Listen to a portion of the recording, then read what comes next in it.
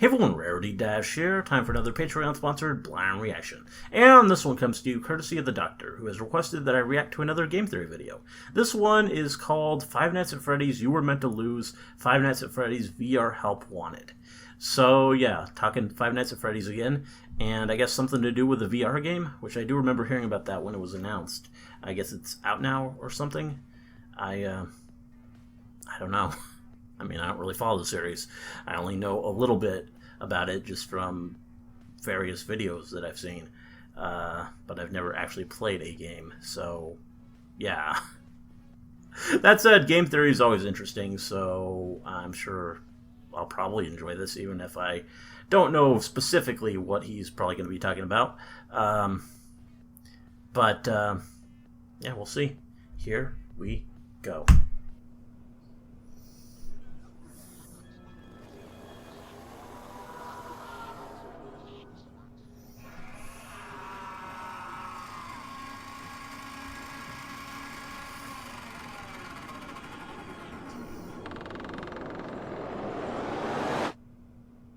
Oh. It's back. Okay. Yeah, finale, I guess not. Game theory. Hello, Internet. Welcome to Game Theory, the show that clearly doesn't understand the meaning of the word final. It's finally over. That is the end. Last FNAF lore theory, FNAF is at its end. The end. Final FNAF theory. But can you really blame me? These games have confirmed endings in FNAFs 3, 4, 6, and Ultimate Custom Night. It's like Doctor Strange saw 14 million different endings and Scott Cawthon was like, I'll take them all! Beginning to think FNAF World's inclusion of FNAF 57 Freddy in Space was less of a joke and more of a preview of coming attractions. So anyway, it's back. Call it whatever you like. FNAF 7, FNAF VR Help Wanted, Matt Pat Insanity Simulator. Was Help Wanted the name for it? Year of detoxing, Five Nights at Freddy's is back with a new official game in the series. I mean, this sounded kind of cool when I heard about it, because feels like an inflection point. A game that VR just seems like it back to pay tribute to where is made for this kind of thing.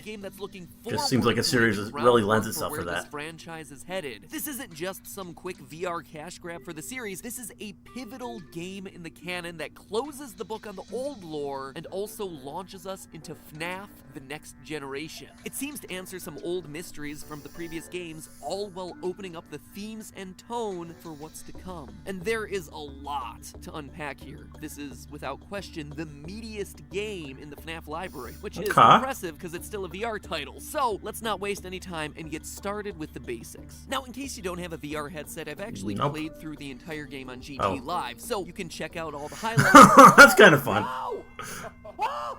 Are you kidding me?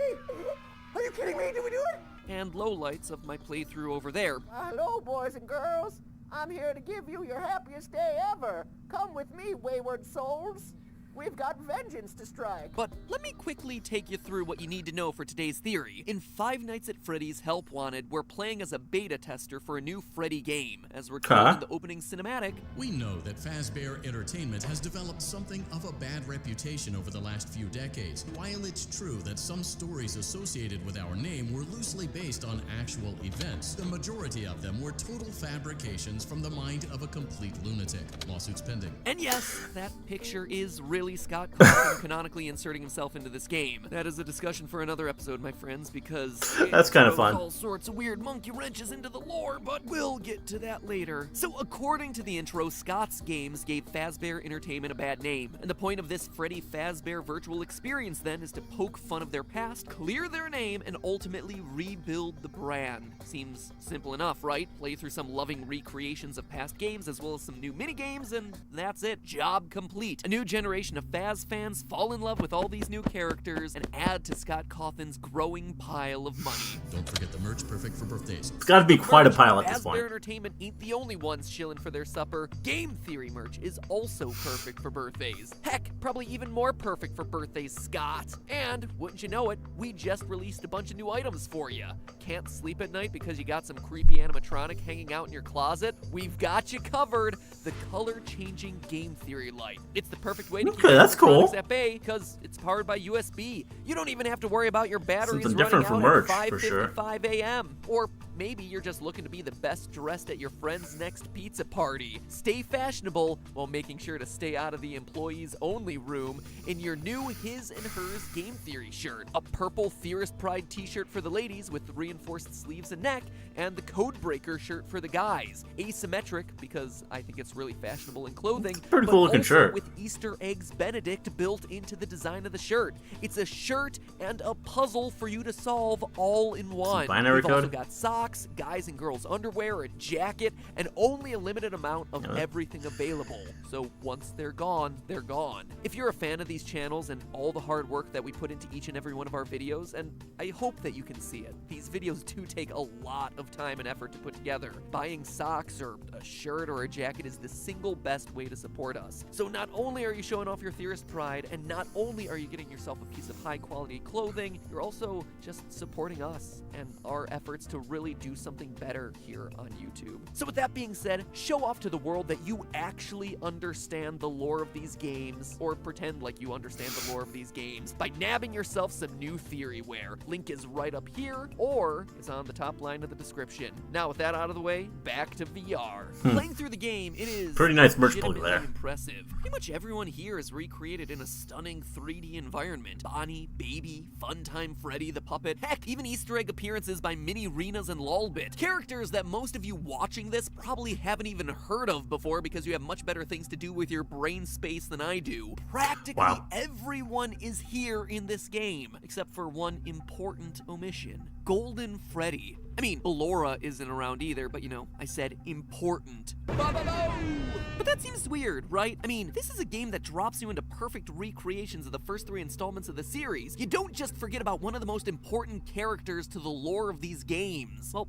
that's because it isn't some careless oversight. Golden Freddy isn't here for a reason. It's our first clue that this game isn't just a joke and is a canonical entry. Specifically, it tells us where it falls in line with everything else that we've played through. Golden Freddy isn't here because she's busy hanging out in HE double Chica arms with William Afton. Think back to the end of Ultimate Custom Night and our previous theories. By tracking the voice lines, This is gonna be kinda lost on me. screens, we were able to piece together that we're playing as William Afton in that game. Child killer extraordinaire. And that the whole game was him trapped in heck to atone for his sins. And the thing that was keeping him there was the one he should not have killed, a girl named Cassidy. The spirit who had an axe to grind, possessing the Golden Freddy suit. The reason Golden Freddy isn't in FNAF VR is because the spirit is down there tormenting Willie A forever, from here until the end of the series. That's why the ultimate ending of Custom Night was Golden Freddy twitching off into the darkness. Cassidy never gives up her soul, no matter what Old Man Consequences said. Further cementing that Help Wanted is now at the end of the FNAF timeline is this miserable little creature right here, the Scrap Baby plush. Because why wouldn't you want to cuddle with something that rips in half and eats children alive? Let me remind everyone who doesn't have an encyclopedic index of all 60 plus animatronics that have graced the screen in this franchise that Scrap Baby is the homeless hobo version of the old baby after escaping sister location and who was voted out of the Ennard tribe sometime between FNAF 5 and 6. Her only on-screen appearance is in FNAF 6, so the fact that a reference to her exists in this game at all means that it must come after her expulsion from Ennard, sometime definitely after FNAF 5, but again, with Golden Freddy missing, it seems to secure it after everything's burned down and closed. So we have ourselves a company that's trying to rebuild its reputation after a series of tragic events. Seems pretty simple, right?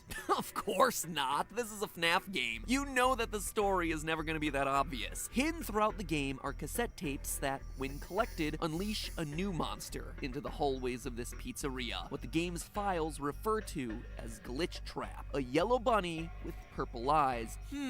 Yellow bunny with purple eyes, you say? I think I might know where this is headed. As you collect more and more tapes, this glitch rabbit comes closer and closer, becoming more and more fully formed. Beat all the minigames and you unlock the final challenge, Pizza Party, a nightmarish fever dream that mashes together every location that you just played through. Waiting for you at the end of this horrific maze is the single scariest moment from the entire franchise. And I can't emphasize that enough. It is literally chilling. What you learn is that you, a 7-year-old, have been lured to the back room of Freddy's. And what awaits you is your pizza party, complete with your favorite flavor of cake, all your best animatronic friends, and then Glitchtrap calls you to follow him. The music fades, and suddenly you're on stage. You're holding Freddy's microphone. You are Freddy. You've been stuffed.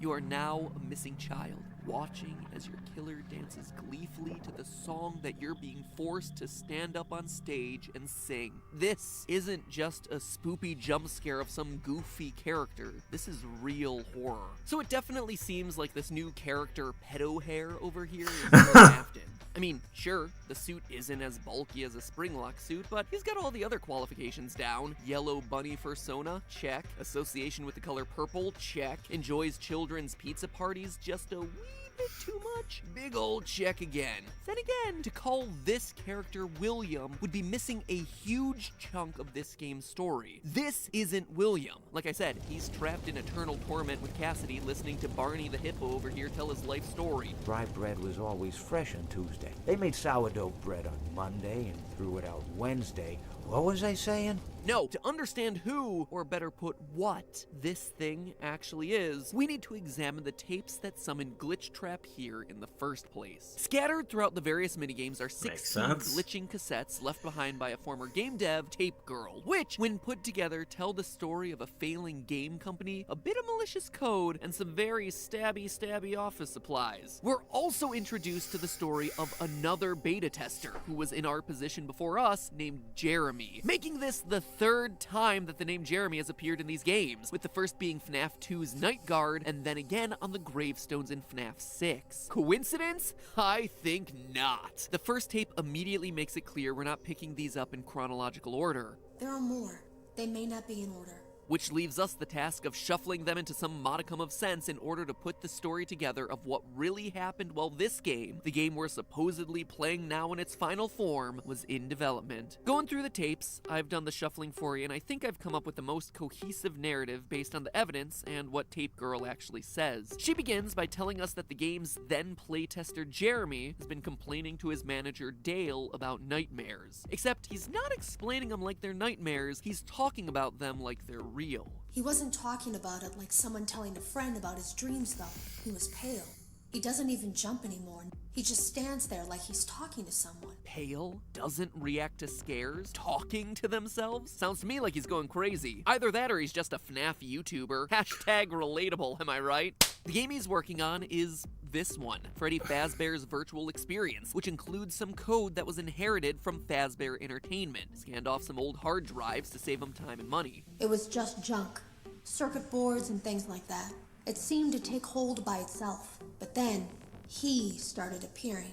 At least that's what Jeremy said. Manager Dale doesn't seem to take Jeremy's warning seriously, however, and instead he starts documenting all of Jeremy's behavior in preparation to fire him. You can always tell when a company is getting ready to fire someone. The thing about it is that I don't think they were going to fire him because of anything he was doing wrong. They just knew he'd seen something. This confirms for us one major detail, that the scariest thing in the FNAF universe is crunch time. Working long hours until you're driven crazy and then fired at the end? Man, it's just like the real-life games industry. It's uncanny. These games just get more and more realistic. So Jeremy is going crazy and no one is listening. Flash forward to tape 6, where Tape Girl talks about coming in early one morning to see the supply room lit and Jeremy in the darkened testing room. It's a short tape, but it's an important one because it sets us up for tape number 9, when we learn that what she saw looked like a Halloween mask laying on the ground and a bunch of ink both on Jeremy and scattered around the floor. But that's not ink, and that's no mask. The ink is Jeremy's blood, and the mask is actually Jeremy's face, which he presumably sliced off his own body using the aptly named guillotine paper cutter. We know this to be true thanks to tape number 4, where we hear Tape Girl say that the cutter comes from the supply room and that Jeremy expressly knew where it was. I didn't even know we had one in the supply room. I was always afraid of losing a finger. That seems so silly now. Jeremy used to do design work. I guess that's how he knew it was there. And for as extreme as this sounds, we know that he sliced off his face due to all these seemingly minute details about how his face was obscured that morning. I went back and peered in the window. I couldn't see his face. He had the visor covering his head. Anyone else getting some bizarre Bite of 87 vibes from this story? No? Is it just me? Huh. So Jeremy eventually dies from his injuries. After Jeremy's death, things start getting even weirder, which is a relative statement considering that this is the FNAF franchise we're talking about. Tape Girl overhears a conversation about a lawsuit in the aftermath of Jeremy's death, which makes perfect sense given that he died a horrific death on the job. In response, the company starts taking some serious steps to cover their tracks, namely to sell off the game and destroy evidence that could incriminate him. In the meantime, Tape Girl takes over Jeremy's role as playtester, and all we can hope is that she really cleaned that VR headset before she put that thing back on. She has 3 days to playtest the game. Across her audio logs, we learn that in that time, she sees Glitchtrap for the first time and comes to learn that he's attached itself to her audio logs. She tries to delete them, but can't. So instead of deleting them, she fragments and disperses them into the 16 small pieces we've been collecting throughout our playthrough, warning us that they shouldn't be reunited at any cost. Hide all traces of these logs that I've created. I fear that finding them and reassembling them will also reassemble the very thing I've tried so desperately to destroy. Whoops! Probably shouldn't have hidden that info on tape 15 till 16. After that, though, she seems to backtrack on her story, saying that in fact the entity in the game can be killed, and that to do so we should reassemble the tapes. Odd, but okay, we've got them all anyway, so might as well see what we can do. Glitchtrap attacks us once we have 16 tapes, and if we don't respond in time, we trade places with him. For a brief second, we see through his eyes back down at the console that we were just operating. Our consciousness has truly melded with his, just like the voiceover warned about at the top of the game. Fazbear Entertainment is not responsible for accidental digital consciousness transference. So that's a bad ending. But if we do manage to properly follow Tape Girl's instructions as he's trying to mind meld with us, well, he still seems like he escapes. Or at the very least, he definitely doesn't die. This should have been like some Mr. Smith in the Matrix moment where all his code disintegrates or something. But instead, we're trapped on one side of a door in the game. A bloody, hand-printed door with scratch marks clearly showing people stuck in here desperately trying to escape. And we see Glitchtrap practically skipping off into the darkness. This doesn't seem like the ending we should be getting for putting all the pieces of the tape together and following all the tape maker's instructions. That would basically mean that FNAF VR has 3 losing scenarios here: getting stuffed at the end of the pizza party, transferring consciousness on the home screen, and getting locked behind the door if you choose to follow Tape Girl's instructions. That can't be right. Can it? Well, maybe it is. Maybe that's the point of the game. Maybe we are destined to lose no matter what we do. Okay, well that explains the title. Think about it. The canon ending of Sister Location was a bad ending, with Michael getting scooped. The canon ending of FNAF 4 was a bad ending, with the crying child getting bitten. In FNAF 6, you and literally everyone else burned to death. I mean, it's considered a victory, but you're still dead. Now, let's look closer at the text of the audio logs. There is something clearly wrong in them. The tapes start out just fine. They follow her story in a pretty logical way, and we know she's a real person in the real world because she's observing things from outside the game's testing room. Things like Jeremy complaining to management and the stuff that's present in the supply room. But then, upon closer inspection, you start noticing some strange anomalies. For instance, we have 2 tapes that both start with her introducing who she is. A hi or a hello followed by, "You don't know me," or "Can you hear me?" which is our first hint that something's a bit off. The same person is making these tapes the whole time for the same audience. So why introduce herself to us twice in both tape 1 and tape 15? Why would one end with her saying, Now I fear that those logs are being used as a Trojan horse. If you're unable to abandon development, hide all traces of these logs that I've created. basically telling us to hide the logs, but then also say this? There are more. They may not be in order. Basically inviting us to put them all together. Weirder still is the fact that the last file suddenly does this major about face relative to all the previous logs, where suddenly she says out of nowhere, oh yeah, there is a way to kill Glitchtrap. This is odd on a lot of different levels. The first and most obvious being, if these instructions really do work and she's so sure about it, why didn't she follow them? If this method was actually effective and she knew it was effective, it's a trap? Glitchtrap wouldn't be in the game anymore, because she would have followed her own advice and wiped him out. How would she even know that this system works? The answer is, it clearly doesn't. Or at least it doesn't do what she says it's gonna do. That's because she's not trying to get you to kill off the entity in the code, she's trying to get you to release it. While we don't have every piece of the puzzle in this story, here's what I think actually happened with all these audio tapes. The tape maker starts out genuinely making these logs to document the weird stuff that's happening in the game studio. The stuff with Jeremy really happens. She really sees Glitchtrap in the game, but on her last day of playtesting, she tries to delete the files and fails. Instead of killing Glitchtrap, she undergoes a digital consciousness transfer, just like we do in one of the 3 bad endings, trapping her in the game and releasing Glitchtrap, presumably into her own body, or just releasing him into the real world. Both of which are possibilities that the game explicitly warns us about in the opening sequence. Fazbear Entertainment is not responsible for accidental digital consciousness transference, real-world manifestations of digital characters. That, my friends, is why you always have to read the disclaimer. From inside the game, she's now stuck, with her only hope for escape being to go through the same process she just went through from the other side. She creates a new log, starting over by saying, Hello? Can you hear me? which in reality is saying, hello, can you hear me in here? Since she's now making the log from inside the game. She tries to create a new story that encourages a future developer to piece the logs back together, and then seeds one final log out there to tease the idea that a future developer can solve the problem by killing off Glitchtrap using her log assembly method. It's smartly constructed, because she's counting on future developers having the same curiosity and determination she did. She even mentions this in one of her earlier logs, Tape 3, that when Jeremy had told the developers that something was wrong, But as a dev team, we all just saw it as a challenge to find what the problem was and fix it. we do exactly the same thing, finding what's wrong and following the instructions on how to fix it, only to find ourselves on the wrong side of the door covered in handprints, where presumably lots of other people have been there before us. Glitchtrap, or whoever is in the body of Glitchtrap at this point, perhaps Tape Girl herself, disappears into the darkness and takes over our body on the outside. And now it's our turn to wait for the next beta tester to come in, follow the tapes, and hand over their consciousness to us. Now, that last bit there is speculation based on the oddities in the audio logs and the fact that following her instructions results in seemingly yet another bad ending. But even if all of that about consciousness switching and her being trapped in the game and us taking her place trapped in the game isn't the case, the point is, William's back, just not in a way that any of us expected. What seems undeniable in Help Wanted's story is the fact that his consciousness was preserved in the circuit boards that got scanned to make this game. And now, he's here, as Glitchtrap, tricking players into letting him escape. It's no longer the same guy. He's now an AI replicating the behaviors of William, and snatching the body of whatever completionist is determined enough to play through all the elements of the game. In a funny way, it's exactly like the story we've been piecing together for Petscop.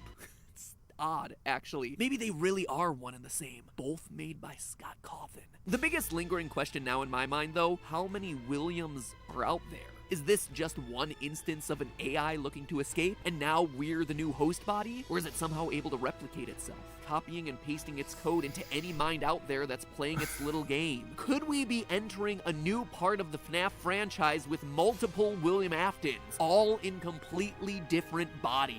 For as cool as that would be, and honestly I think this game could open up that world, I don't think that's gonna be the case. I think that's why there's such an emphasis in this game on you being a beta tester. It's one instance of corrupted code, and you happen to be playing it. And now, you're infected by it. In the next generation of FNAF, you, or at least your body with William Afton's code in your head, is the new killer. And so on and so forth until we finally get to FNAF in space. But hey, that's just a theory. A game theory. And we should probably talk about Jeremy. It's weird that his name is used 3 times. There is no possible way that that's meant to be a coincidence. There's also this random appearance of Shadow Freddy, which I found in my playthrough, which again, seems like an odd little detail that's important to account for in the Pizza Party minigame. And the fact that Glitchtrap has 3 toes, just like the footprints that are outside of FNAF 6's house window. There is a lot more here in this game, but I honestly just need more time to think it all through. Rest assured though, I'll be back. I always come back. And that, my friends, is why you should subscribe and ring the bell to make sure that you're notified of all our new uploads, because you can bet I am not done with this new game quite just yet. There is just so much to unpack. And again, just as a reminder, we upload new theories every Saturday or Sunday. We've been doing it for years now, so please support the channel. Now, if you'll excuse me, I do really gotta figure out this Jeremy stuff. It's really bothering me. There's something here. There's something here. It's the linchpin in everything that came before. This is weird, man. Also, Scott Cawthon's the villain in his own game. But, again, more on that one next time. Okay. Well, yeah, I don't know. I feel like I maybe not the best request for me. I don't know any of this stuff. I've never played these games. Haven't watched the other theories. It just doesn't really make a lot of sense to me. I mean, the game looks cool. As said, I definitely think Five Nights at Freddy's is the kind of thing that's made for VR, and that's where it would really shine. I mean, that's where I would be most interested in playing it. I don't have a VR system, but if I did, that would be kind of, I think, the best way to experience it. But yeah, just being completely oblivious to just about everything with this series, this didn't really make a lot of sense to me. I don't know. I mean, it seemed like the theory made sense, but just